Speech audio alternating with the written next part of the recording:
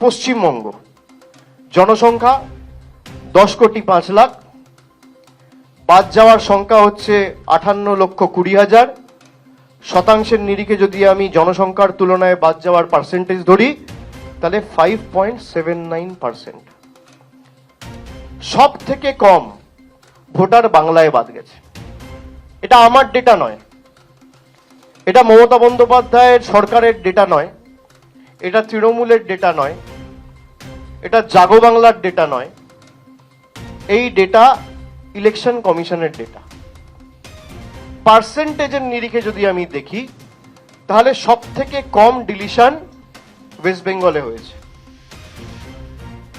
কিন্তু তাও জোর জবরদস্তি এসআইআর বাংলায় করতে হয়েছে, তার কারণ বিজেপি নেতারা প্রচার করেছে যে 1 কোটি বাংলাদেশি এবং রোহিঙ্গা নাকি বাংলায় বসবাস করছে।